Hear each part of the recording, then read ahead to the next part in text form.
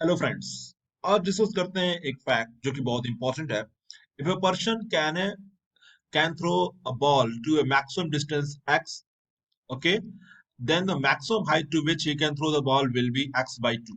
ये फैक्ट है कि अगर मान लो कोई मैन है, वो अगर जैसे यहाँ पे दिखा रहा हूँ, यहाँ रेंज, तो अगर रेंज क्या है, मैक्सिमम डिस्टेंस जो दी गई x, तो कोई अगर थीटा से फेंक रहा है तो पैराबोला पैराबोलिक पाथ होता है।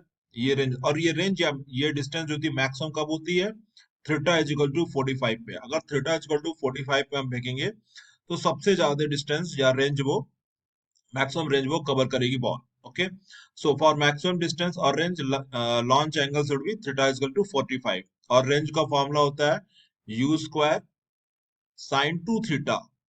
ओके, ये इंपॉर्टेंट है कि sine two theta by g होता है। अब यहाँ पे थीटा 45 रखोगे तो ये 90 हो जाएगा, और साइन 91 होता है। तो जो range x is equal to u square by g हो जाएगा। ओके, और फॉर मैक्सिमम हाइट मतलब ये वर्टिकली फेंक रहे हैं। वर्टिकली अगर यू वेलोसिटी से फेंकेंगे तो यहाँ पे सीधे सीधे एनर्जी कंजर्वेशन लगा दो, तो हाफ एम यू स्क्वायर इसकी इनिशियल है, जो कि ग्राउंड से फेंक रहे हैं तो पोटेंशियल एनर्जी कुछ रहेगी नहीं। और मैक्सिमम हाइट पे जाएगा तो वेलोसिटी वहां क्या हो जाएगी, जीरो हो जाएगी, केवल और केवल आपकी पोटेंशियल एनर्जी रहेगी। तो half m u square is equal to m g है, जो एच आएगा, जो मैक्सिमम हाइट आपकी आएगी, u square by two g आएगी।